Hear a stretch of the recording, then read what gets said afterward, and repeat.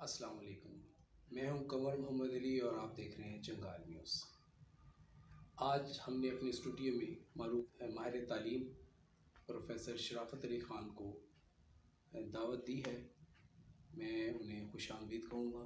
बहुत शुक्रिया। हमारा आज का मौजू है पाकिस्तान में राइज निज़ाम तालीम। उसके हवाले से आज हम बात करेंगे। तो शराफत साहब, ये पूछना चाहूँगा कि पाकिस्तान में जो तालीमी निज़ाम है उसके बारे में आपकी क्या राय है? जहाँ तक तालीमी निज़ाम का ताल्लुक़ है तो मैं तो पाकिस्तान में निज़ाम के बारे में ये कहता हूँ कि यहाँ निज़ाम तालीम नहीं है, इन्हदाम तालीम है। इसलिए कि आप देखिए, जब से पाकिस्तान बना है सारे काम हुए हैं इस मुल्क में सिवाय इसके कि तालीम पे कोई अहमियत दी गई हो, तालीम को, या उस पर कोई गौर किया गया हो, या उसकी कोई बेहतरी के लिए काम किया गया हो, या उससे कुछ हासिल करने की कोशिश की गई। कुछ नहीं हुआ इस सिलसिले में तालीम की। देखें, पाकिस्तान इस्लाम के नाम पे बना है।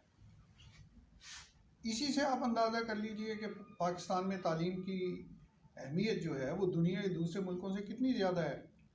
आम तौर पे आपने भी सुना होगा, वैसे तो हुज़ूर अलैहिस्सलाम का फरमाया हुआ एक एक लफ्ज़ सुनहरी हरूफ से लिखने के काबिल है क़यामत तक।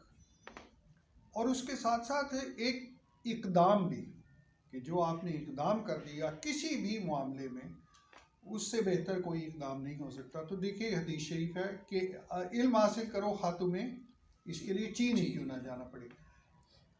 ये तो है एक थियोरेटिकल बात।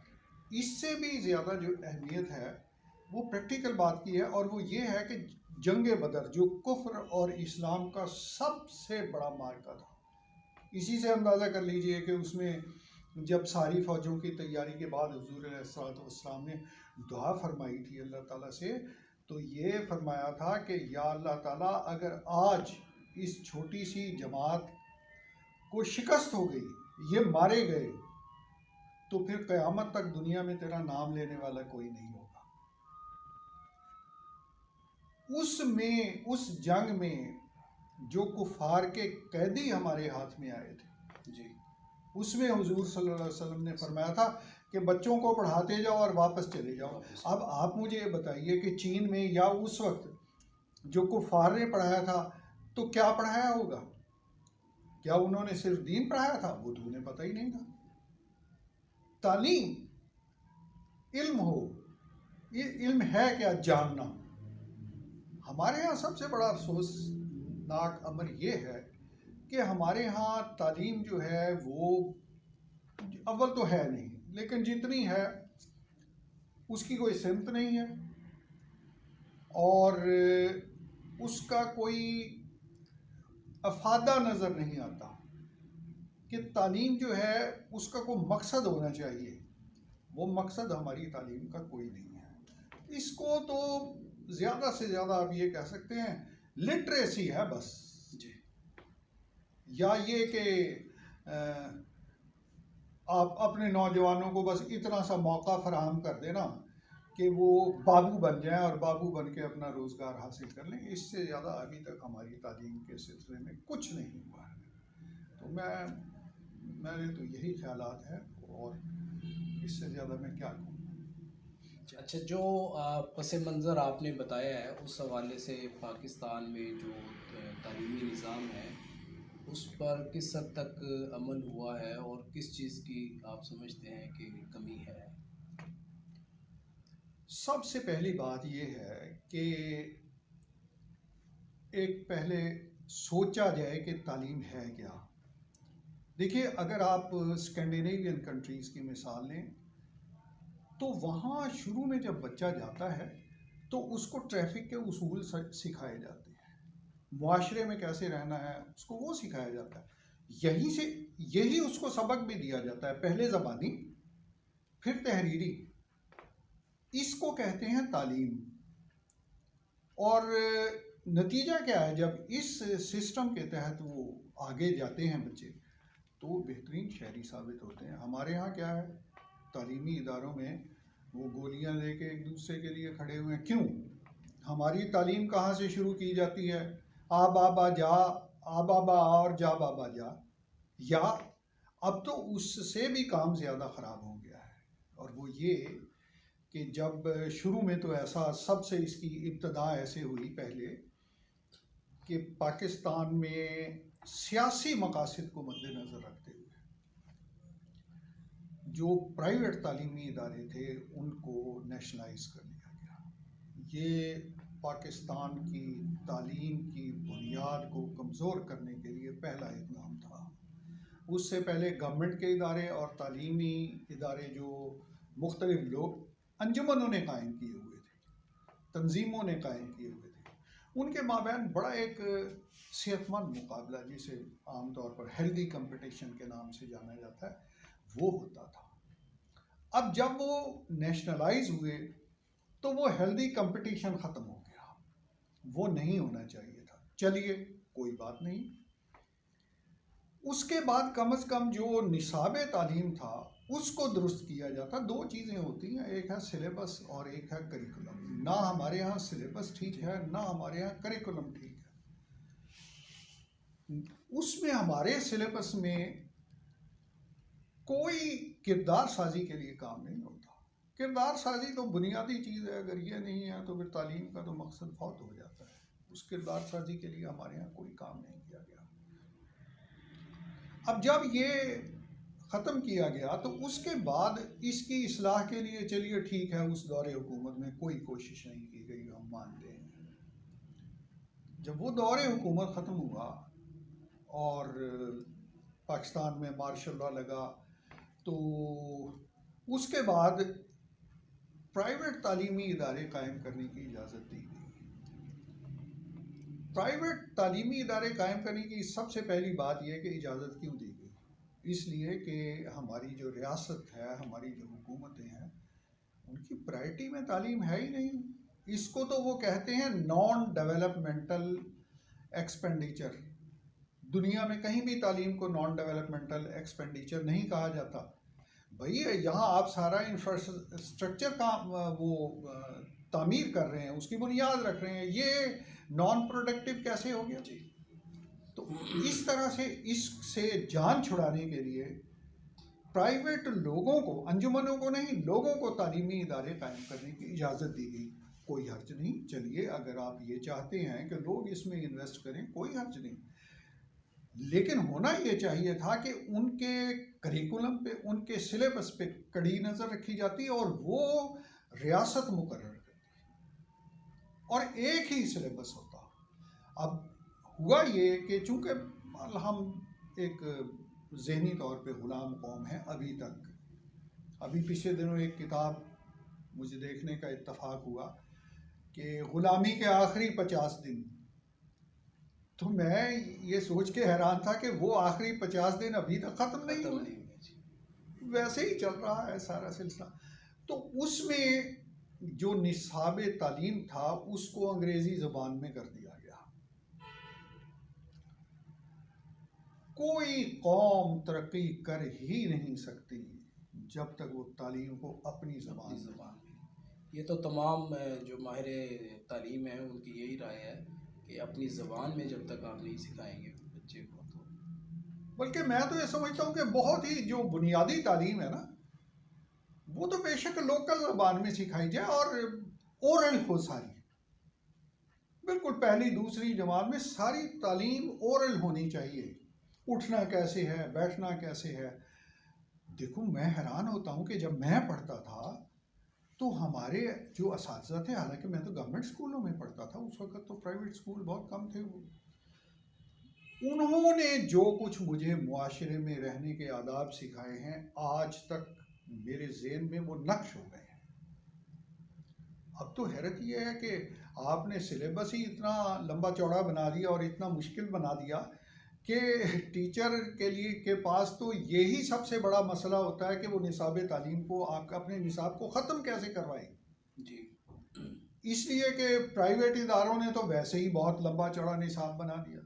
गवर्नमेंट ने ये बना दिया कि अगर आपने निसाब ख़त्म नहीं किया तो वो तो फांसी पे लटका देते हैं टीचर को, और फिर ये कि अगर उसका रिज़ल्ट ठीक नहीं है तो उसके लिए इतनी मुश्किलात पैदा कर देते हैं कि उस बेचारे के लिए नौकरी करना मुश्किल हो जाता है। देखिए जो कुछ भी है, टीचर है या जो भी है, बहरहाल वो एक ह्यूमन बीइंग तो है ना, तो उसे ये भी तो देखना है ना कि असल में वालिदैन भी ये चाहते हैं कि हमारा बच्चा पहले दिन जाए और शायद पहले दिन ही वो पढ़ना लिखना जो है वो शुरू कर दे। बात ये जो भी भी है, देखिए ये जो निज़ाम तालीम है, इसमें अकेले ना टीचर का काम है ना स्टूडेंट का काम है। इसमें आपके पेरेंट्स की उतनी ही अहमियत है जितनी स्टूडेंट और टीचर की है। उसके बाद जितनी इन तीनों की मिलकर है उतनी ही आपकी सिलेबस की और करिकुलम की अहमियत है।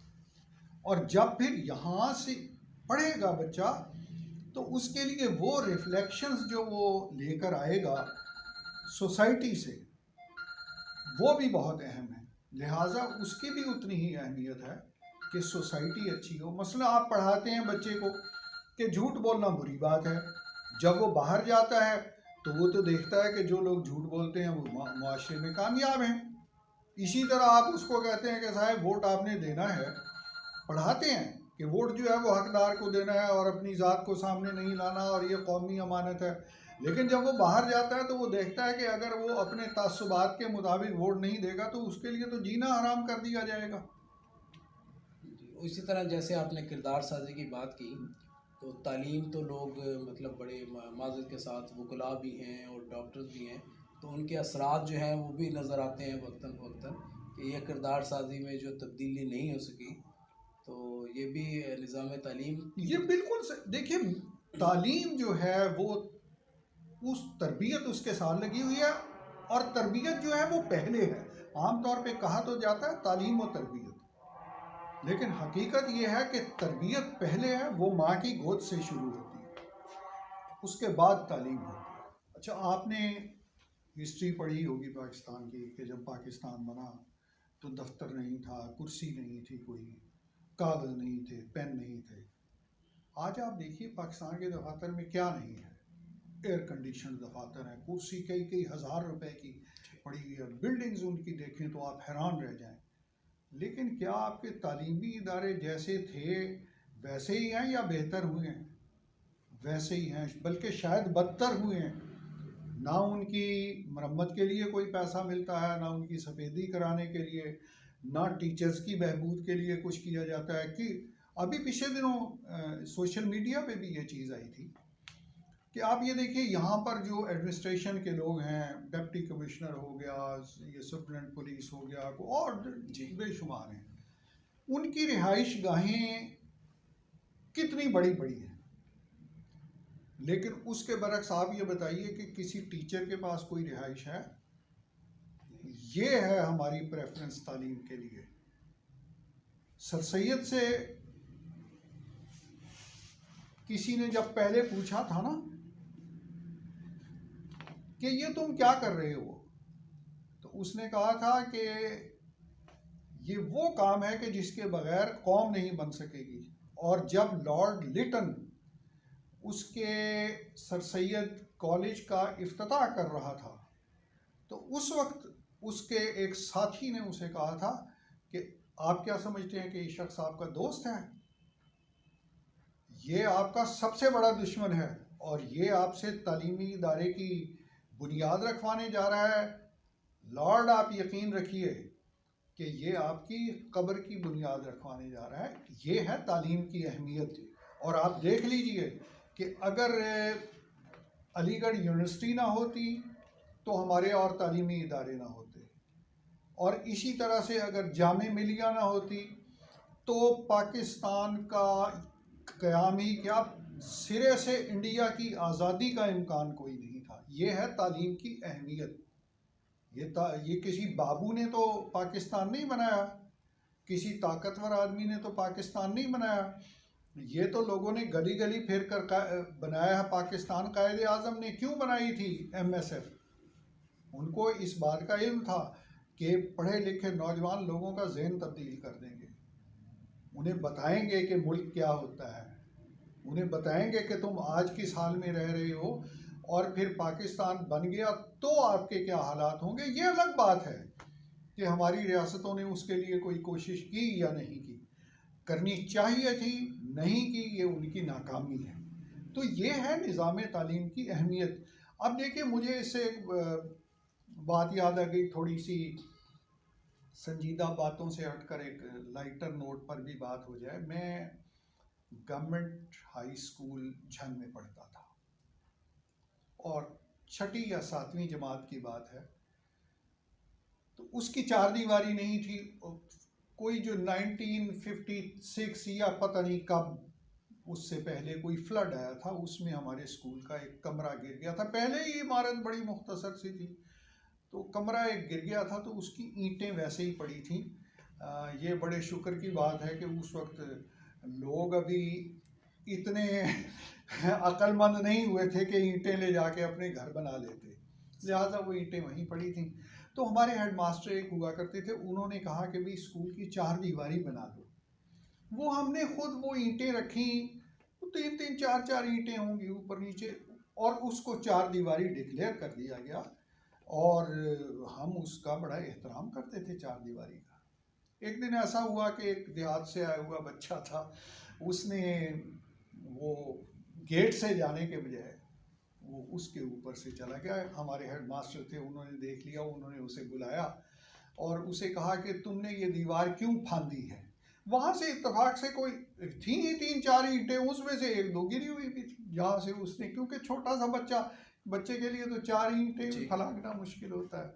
तो उन्होंने कहा ना कि ये दीवार तुमने क्यों फांदी है, तो वो कहने लगा कि नहीं जी, ये तो पहले से फांदी हुई थी। ये हमारा हाल है।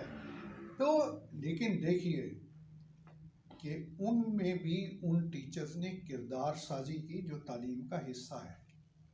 उसके बाद ये किरदार साजी जो है ये ख़त्म हो गई, और किरदार साजी ख़त्म करने में मैं यकीन से कह सकता हूँ कि टीचर्स का कोई कसूर नहीं है। इसीलिए तो कहते हैं कि इल्म हासिल करना ज़रूरी है, लेकिन इल्म से कुछ हासिल करना बहुत ज़रूरी है। बिल्कुल सही है। टीचर्स का इसलिए कसूर नहीं है कि उस पर आपने बोझ इतना लाद दिया कि उसके लिए तो बेचारे के लिए यही बड़ा मुश्किल है कि अपना सिलेबस में कैसे ख़त्म करवाऊँ। क्योंकि 5वीं जमात से शुक्र है, 5वीं और 8वीं जमात का सुना है इम्तहान वो ख़त्म हो गया है, तो वरना 5वीं जमात से ही आप एक कंपटीशन में ले आते हैं बच्चे को। ये सबसे ख़तरनाक बात है, कंपटीशन जो है। आपने बात की कि तालीम और तरबियत की बजाय तरबियत पहले होनी चाहिए, लेकिन ये भी तो कहते हैं कि तरबियत जो है वो माँ की गोद से शुरू होती है। बेशक। तो उनका भी तो आखिर इसमें जो है अहमियत जो है वो बहुत ज़्यादा है। बेशक बेशक। चल देखिए, यहाँ एक बड़ी अहम बात मैं आपको बताऊं और बड़ी दिलचस्प। आप बताइए कि मौलाना मोहम्मद अली जौहर और मौलाना शौकत अली की वालदा कितनी पढ़ी हुई थी? वो जितने उस वक्त के बड़े बड़े लीडर्स हैं, उनकी माएँ कितनी पढ़ी लिखी थी, लेकिन उन्होंने अपनी औलाद की तरबियत ऐसे की इसलिए कि उनकी तरबियत बहुत अच्छी हुई थी। तो अब तो माओं के पास तालीम का जेवर मौजूद है, अब तो कोई सिरे से जवाज ही नहीं है बच्चे की अच्छी तरबियत ना होने का। तरबियत की जाए, उस तरबियत के रास्ते में सबसे बड़ी रुकावट हमारी हुकूमतों ने खड़ी की हुई है। हमारे इस निज़ाम जिसे इन्हदामे तालीम कहा जाए, उसने खड़ी की हुई है कि उसने पहली जमात से कंपटीशन शुरू करवा दिया है, फर्स्ट सेकंड थर्ड फोर्थ। अब उसके लिए बच्चे क्या बेचारे करें, उनके माँ बाप उनके सर पे चढ़े रहते हैं, बस पढ़ाई पढ़ाई और पढ़ाई। और उसके लिए फिर जब आगे की सतह पे चले जाते हैं, मैट्रिक कह लीजिए, इंटरमीडिएट कह लीजिए, फिर वहाँ ये इस आगे बढ़ने में जायज़ और नाजायज़ का फ़र्क भी ख़त्म कर दिया जाता है, और इस तरह से जो तालीम का मकसद है वो सिरे से ख़त्म हो जाता है। और यहाँ तालीम याफ्ता या गैर तालीम याफ्ता बराबर हो जाते हैं। बल्कि अगर इससे आप थोड़ा सा और आगे बढ़ें तो डॉक्टर गुलाम रसूल साहब थे, एग्रीकल्चर यूनिवर्सिटी के वाइस चांसलर सॉरी। तो एक मरतबा उन्होंने बड़ी एक नशिस्त में अच्छी बात की, यही तालीम की बात हो रही थी, पढ़े लिखे ये वो कहने लगे, यार ये बताओ कि पाकिस्तान को अनपढ़ों ने बर्बाद किया है या पढ़े लिखों ने? और हमारे पास उस प्राइवेट सिटिंग में उसका कोई जवाब नहीं था, और बात यहीं आकर ख़त्म हुई कि भाई असल बात है तरबियत। मुझे अच्छी तरह याद है, उस वक्त ये सिलसिला शुरू नहीं हुआ था। मैं गवर्नमेंट कॉलेज झंग में पढ़ता था। हमारे एक उस्ताद थे, बहुत अच्छे इंसान, बहुत शानदार इंसान, खान खलीलुल्लाह खान साहब, उर्दू के उस्ताद थे।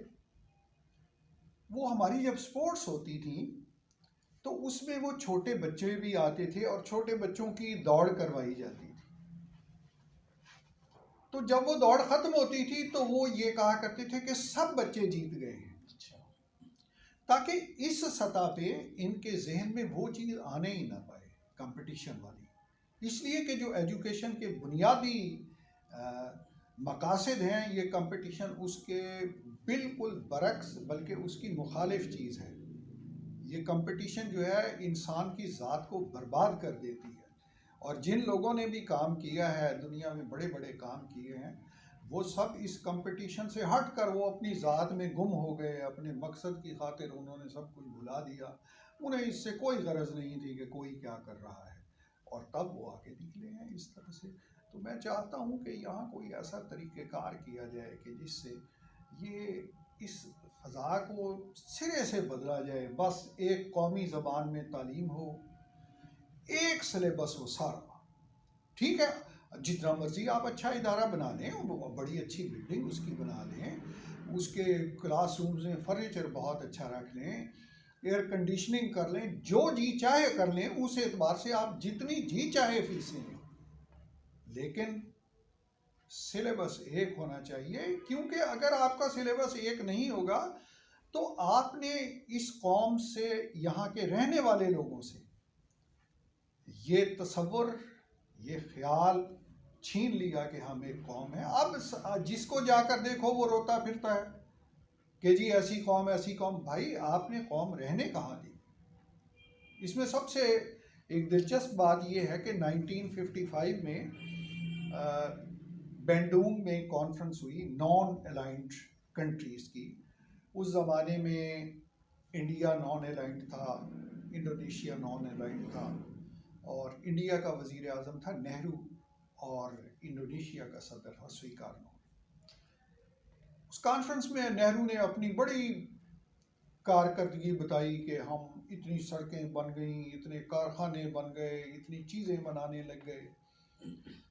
तो सुइकार्नो ने नेहरू को ये कहा कि देखिए, इमारतें और सड़कें बनाना इंजीनियर्स का काम है,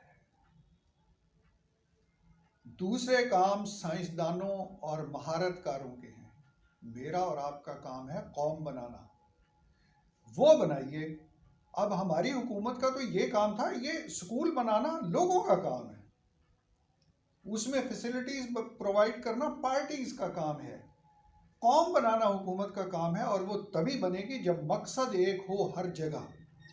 अब देखिए, हमारे यहाँ जब मैं पढ़ता था तो मलेशिया की कमीज़ और मलेशिया का पाजामा होता था, अमीर हो या गरीब जी। आज आपके स्कूल की यूनिफॉर्म देख के हम बता सकते हैं कि ये बच्चा अमीर घर से आ रहा है, ये बच्चा गरीब घर से आ रहा है। तो यहाँ कौम कैसे बनेगी, जो तालीम का सबसे पहला मकसद है। अच्छा, जहाँ प्राइवेट तालीमी इदारों का भी आपने ज़िक्र किया, वहाँ दीनी मदारिस के हवाले से जो वहाँ तालीमी निज़ाम राइज है, उसके बारे में आप क्या? ये बड़ी आपने दिलचस्प बात की, बहुत अच्छा सवाल किया है। इसलिए कि हमारे मुल्क में सबसे ज़्यादा जो तनकीद का निशाना बनते हैं वो ये इदारे बनते हैं, या प्राइवेट इंस्टीट्यूशंस बनते हैं, प्राइवेट स्कूल्स। आप मुझे ये बताइए कि अगर ये प्राइवेट स्कूल ना हो, जिन पे हर आदमी, मैं भी उठता हूँ तनकीद करने लग जाता हूँ, कोई और उठता है तनकीद करने लग जाता है, ये है, ये लूट मार है, ये फलां है, ये फलां है, चलिए सारी बातें मान ली, लेकिन ज़रा इस बात का तो जवाब मुझे देकर दिखाइए कि अगर ये प्राइवेट तालीमी इदारे ना हों जी, तो ये करोड़ हा बच्चों की तालीम का क्या बनेगा? गवर्नमेंट ने उसका इंतज़ाम किया है? या कोई आपको रोशनी नज़र आती है मुस्तकबिल में कि गवर्नमेंट इसका इंतज़ाम कर लेगी? अरे भाई, ये बड़ी नेमत है। मैं काफ़ी अर्सा ये जो फैसलाबाद बोर्ड है इसकी, उस कमेटी का मेंबर भी रहा हूँ, चेयरमैन भी रहा हूँ, जो इनकी एफिलिएशन और रजिस्ट्रेशन वगैरह के लिए होती है। मैंने कभी किसी चीज़ पर तनकीद नहीं की जब मैं जाता था देखने के लिए, इसलिए कि मैं कहता था कि यार अब मैं ये देखने लग जाऊं कि ये इसकी छत ऐसी है और इसका दरवाज़ा ऐसा है।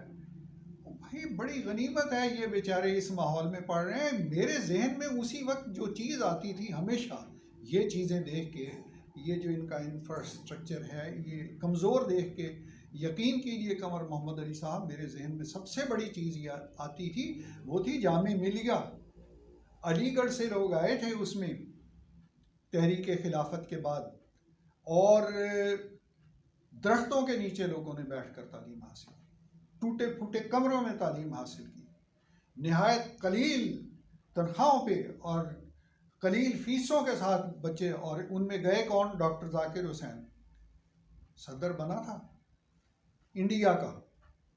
इसलिए ये चीज़ बिल्कुल गैर अहम है। लेकिन आज हमारा निज़ाम ऐसा है, हमारी अफसरशाही ऐसी है, और उनसे डरते हुए हमारे जो एफिलिएशन करने के लिए हजरात हैं वो भी ऐसे ही हैं। वो भी जाकर उनकी भी जो है तवज्जो इसी बात पे होती है, जी ये फर्श ऐसा क्यों है, ये कुर्सी ऐसी क्यों है। ओ भाई अल्लाह के बंदो, गनीमत जानो। आपका क्या ख्याल है कि जो लोग भी आज प्राइवेट तालीमी इदारे चला रहे हैं, क्या उनमें इतनी अहलियत नहीं है कि वो दुनिया का कोई और कारोबार कर सकें? इसको आसान कारोबार समझा जाता है, ये सबसे मुश्किल काम है। तो आपका क्या ख्याल है, वो सारे लोग छोड़कर कोई और काम शुरू कर लें? वो फैक्ट्री नहीं लगा सकते, वो दुकान नहीं बना सकते, वो डिस्ट्रीब्यूशन नहीं कर सकते, वो छोटी मोटी प्रोडक्शन नहीं कर सकते। क्या काम है जो वो नहीं कर सकते? भाई जो शख्स एक इन बच्चे को, एक आदमी को इंसान बना सकता है, वो दूसरे काम नहीं कर सकता। तो क्या मतलब है कि ये सारे काम छोड़कर वो उधर चले जाएं और ये बच्चे सड़कों पे फिरें? इसी तरह से आज जो दीनी मदरसे हैं उन पे बहुत ज़्यादा तनकीद की जाती है। मैं हमेशा से उनका बड़ा कायल रहा हूँ और उनका बड़ा मुतक़िद रहा हूँ। ये ठीक है कि मैं कोई इतना बहुत बड़ा प्रैक्टिसिंग मुस्लिम तो नहीं हूँ, लेकिन मैं उस चीज़ का बहुत कायल हूँ। देखिए सबसे बड़ी बात ये है कि वो आपके लाखों खा बच्चों को तालीम दे रहे हैं। कैसे?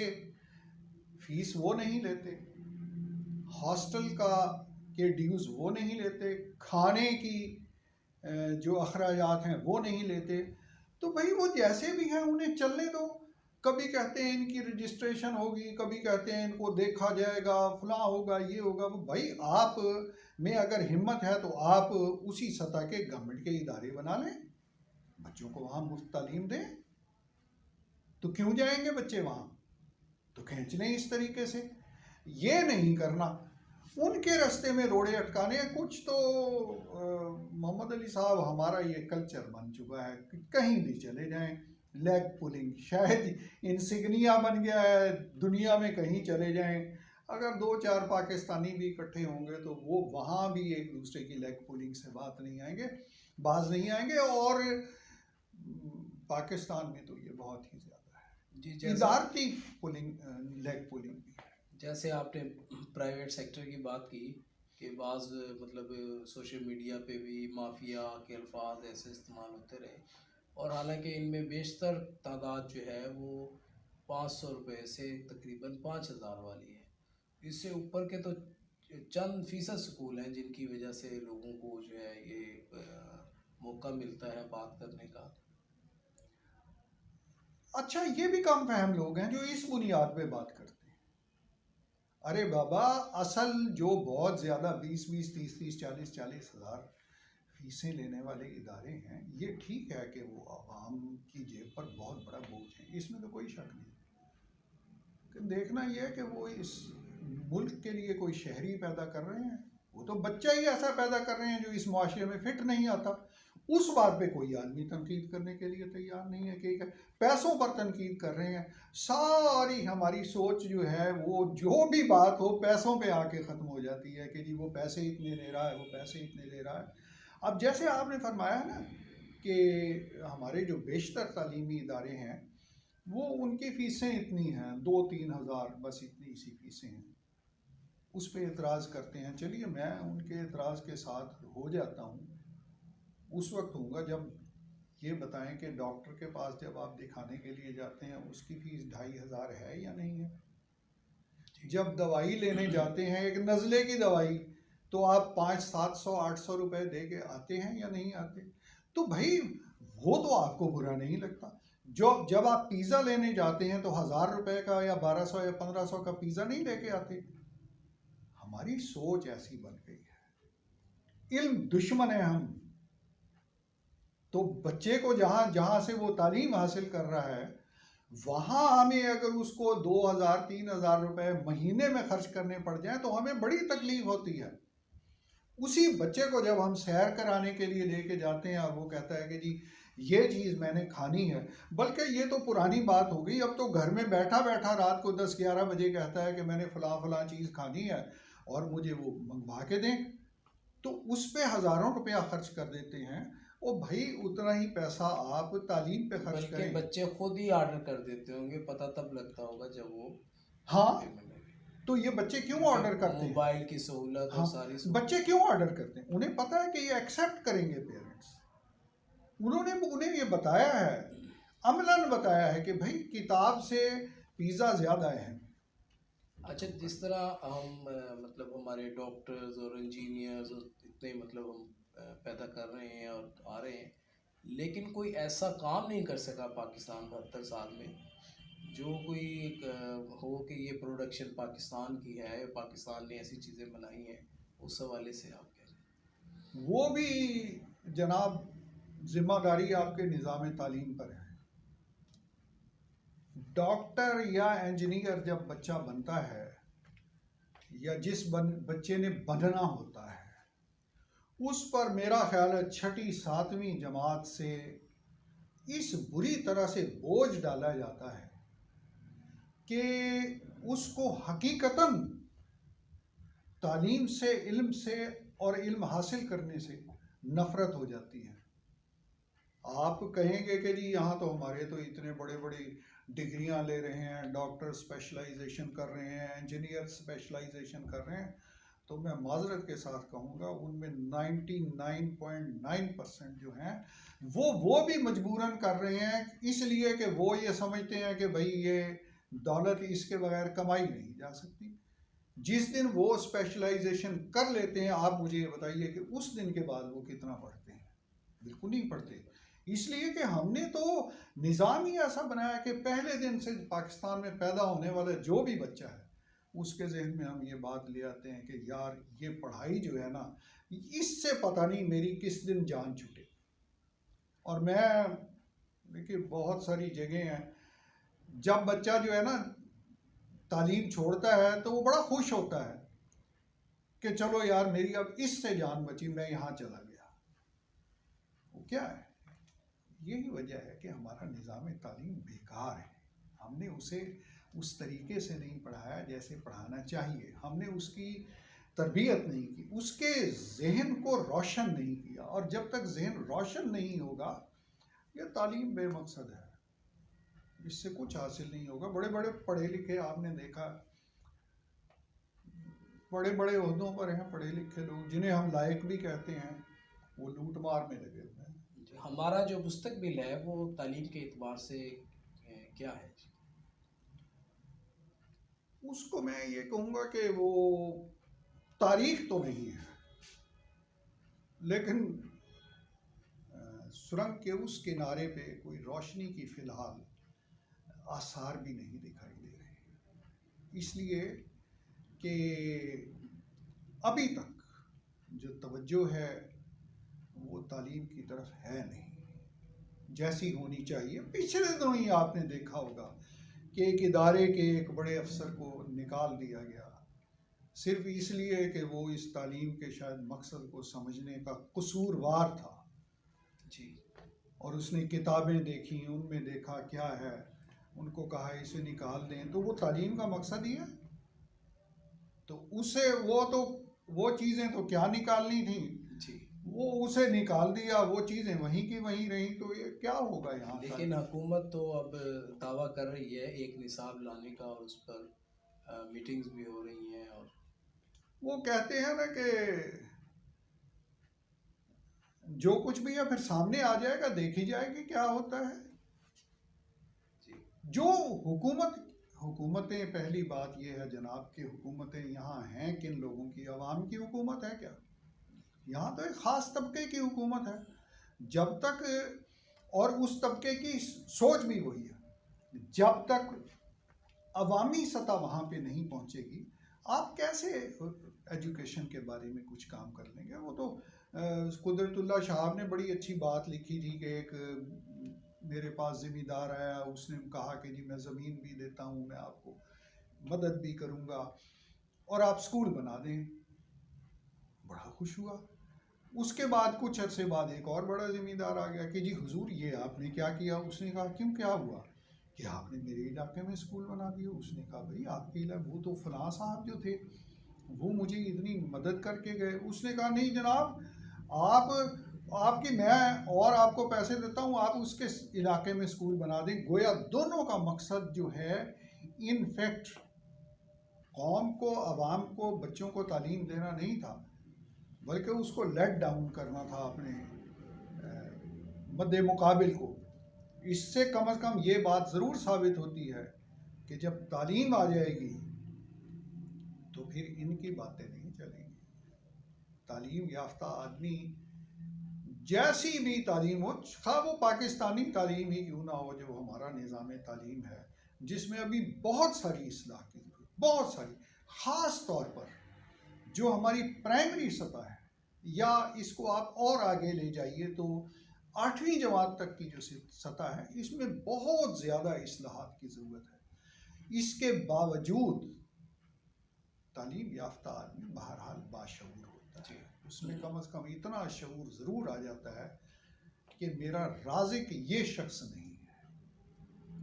यही बहुत बड़ा शऊर है अगर उसमें आ जाए तो। इसलिए वो उसकी सोच बदल जाती है। आप देख लीजिए शहरों में तालीम जो है देहात की निस्बत ज़्यादा है, तो वहाँ के लोगों की सोच भी मुख्तलिफ है। तो ये हमें, जब हम इंशाल्लाह देहात की सतह तक भी तालीम ले आएंगे और शहरों में भी बामकसद तालीम ले आएंगे, तो चीज़ें ऐसे बदलेंगी कि हम हैरान रह जाएंगे। इतनी तेज़ी से तब्दील होंगी, जिस तेज़ी से ख़राब हुई हैं उससे ज़्यादा तेज़ी से बेहतर हो जाएंगी इंशाल्लाह। हमें सबको मिल के दुआ करनी चाहिए और कोशिश भी करनी चाहिए। दुआ से बढ़कर कोशिश करनी चाहिए अपनी अपनी सतह तक जितनी भी मुमकिन है, कि यहाँ पर सही निज़ाम तालीम हो। अगर उसमें कोई कमी है तो वालिदैन पूरी करें। आपका बहुत शुक्रिया।